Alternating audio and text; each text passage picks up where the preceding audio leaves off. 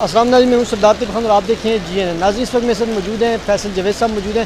फैसल साहब बताइएगा, एक तो इमरान खान साहब से आपकी बड़े टाइम बाद मुलाकात हुई थी जेल में, तो खान साहब से मुलाकात करके आपको कैसा लगा और खान साहब ने क्या आपको कहा जब आपको उन्होंने दाढ़ी की हालत में देखा, और वैसे भी खान साहब के साथ आपके पुराना तल्लक है, क्या कहा खान साहब ने आपको? नहीं, बहुत जो है ना मुश्किल से मुलाकात हुई।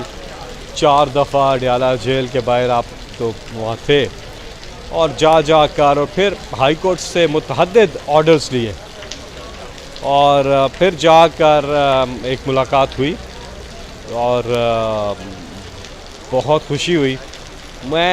अभी हम बैठे हुए थे और उन्होंने एक जगह में बिठाया और खान साहब हमारे बाद आ रहे थे वहाँ पे, तो दूर से उनकी आवाज़ें आना शुरू हो गई। तो वो पूछ रहे थे कौन कौन आया है ये। वो तो जब वो आए उन्होंने ट्राउज़र पहना हुआ था, टी-शर्ट, तो इस तरह से लगा कि जैसे हम कैद हैं और वो हमें मिलने आए हैं, यानी कि इमरान खान आज़ाद है और हम वहाँ बैठे हुए हैं, वो हम कैद हैं, ये फ़ील हो रहा था।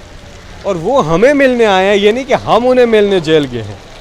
तो वो जोश जज्बा उनका और एक अल्लाह पर ईमान, एक मुस्बत उनकी एक सोच कमाल की थी और वो आया थी। एक तो बहुत फ्रेश थे वो, और फिर आते साथ उन्होंने वकील भी थे, कुछ 17-18 लोग थे वहाँ पर। तो उन्होंने खैर सलाम दुआ हुआ। और हाँ, दाढ़ी का आपने बिल्कुल ये बात हुई, वहाँ अली मोहम्मद ख़ान थे, तो उन्होंने मुझे कहा कि तुम अपनी दाढ़ी जो है ना थोड़ी सी ट्रिम करो, जिस तरह अली मोहम्मद ख़ान ने।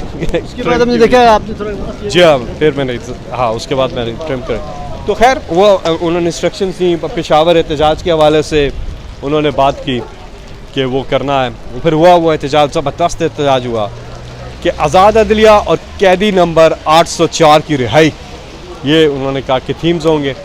और फिर बाकी इंस्ट्रक्शंस दी जो पार्टी की होती हैं। तो अच्छी मुलाकात की, लेकिन जब वो ज़ाहिर है काफ़ी लगते बात तो लंबी नहीं हो सकती थी क्योंकि टाइम भी कम था, और वो भी अब दोबारा इंशाल्लाह कोशिश करूँगा। लेकिन जाते वक्त उनसे 2-4 बातें हुई थी। तो जब वो जा रहे थे तो मैंने आवाज़ दी पीछे से, मैंने कहा खान साहब हाथ तो मिला, क्योंकि आपको पता है फासला होता है। तो वो उन्होंने आगे होके ना फिर वापस आके मेरे से हाथ मिलाया। जी।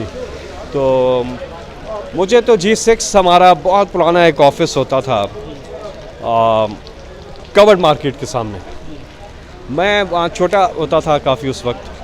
तो मुझे, आप यकीन करें, जब मैं जेल गया तो इमरान खान साहब जिस तरह चलते हुए आ रहे थे ना, तो मेरे जहन में वो पता नहीं क्यों वो मेमोरीज़ आ रही थी G6 ऑफिस की, कि उसी तरह खान साहब आ रहे हैं। तो वो एक फ्लैशबैक आ रहा था, ना जाने क्यों। जी सर, खान साहब जेल वाले इमरान खान और पहले वाले इमरान खान में क्या आपने फ़र्क देखा है? मैंने तो कोई फ़र्क खास नहीं देखा। मैंने तो ये देखा कि वही जज्बा, जिस तरह वो बनी गाला में आते हैं ना, चलते हुए ऊपर से दफ्तर आते हैं मीटिंग्स के लिए, वो उसी तरह आ रहे थे। बड़ा जज्बा माशाल्लाह, इतनी डिटर्मिनेशन, इतनी कमाल की रेजिलियंस शायद ही किसी में हो जो इमरान खान में है। और ये अल्लाह की देन है, बहुत नर्व स्ट्रॉन्ग है उनकी, फ़ाइट बैक करना जानते हैं, और हर बार वो फ़ाइट बैक करके दिखाते हैं और कामयाब होकर दिखाते हैं अल्लाह के फजल से। और इस बार भी वो कामयाब होंगे इंशाल्लाह। कौम को जो है ना, कौम को भी उन्हीं की तरह पॉजिटिव सोचना है, और उनकी कॉल पे उनकी जो हिकमत अमली है, वो जिस तरह से चाहते हैं उस पर हमें पूरी तरह से, पार्टी को, सबको पूरी तरह से उसी तरह से हमें अमल करना चाहिए। क्योंकि इमरान खान जो है ना, वो ये नहीं देखते हैं, कभी भी ये नहीं सोचते हैं कि मैं हार गया तो मैं क्या करूँगा। वो हमेशा ये सोचते हैं कि मैं जीत गया तो मैं क्या करूँगा।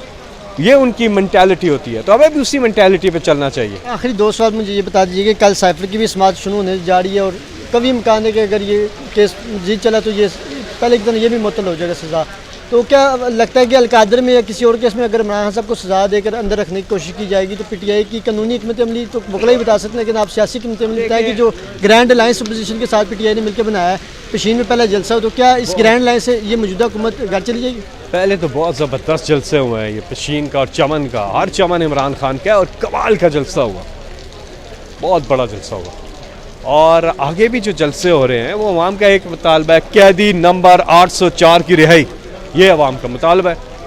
और दूसरा, ये जो आप कह रहे हैं पुरअमन एहतजाज, पुरअमन जलसे करना हक है, पूरी कौम की आवाज़ है। और एक होती है आपकी लीगल स्ट्रेटजी, एक होती है पॉलिटिकल स्ट्रेटजी। तो ये दोनों पैरेलल चलेंगी साथ साथ। हमें पूरी कोशिश करनी है कि तेज़ इंसाफ मिले। एक तो इंसाफ मिले, हम इंसाफ की बात करते हैं, और तेज़ इंसाफ मिले, क्योंकि अब तक तो आपने देखा है बहुत ड्रैग हुई है सिचुएशन। तो ये लीगल फ्रंट पे तो आपसे का वकला ज़्यादा बेहतर बता सकते हैं, लेकिन पॉलिटिकल फ्रंट पे अब ईद ख़त्म हो गई है और 2 जलसे हो भी गए हैं, और अब पंजाब के जलसों के अनाउंसमेंट भी हो गई है। तो आगे फिर आप जलसे जो हैं, और उसमें आप देखेंगे लोग किस तरह से, औरतें, बच्चे, बूढ़े, बुज़ुर्ग, हर तबका जो है शरीक होगा कप्तान की कॉल पे लब्बैक कहते हुए, और उसकी एक आवाज़ होगी, कैदी नंबर 804 की रिहाई। जल्द खान साहब को आपको देखने के आपके दरमियान होंगे और आप उसी तरह खान साहब को जिस तरह बुलाते होते हैं, अवाम ये करके दिखाएगी इंशाअल्लाह। पुरअमन तौर पे अपना भरपूर आवाज़ उठाएंगे, और इंशाअल्लाह हर दिल की धड़कन है इमरान खान, हर दिल में इमरान खान धड़कते हैं, और हर दिल की एक ही आवाज़, कैदी नंबर 804 की रिहाई।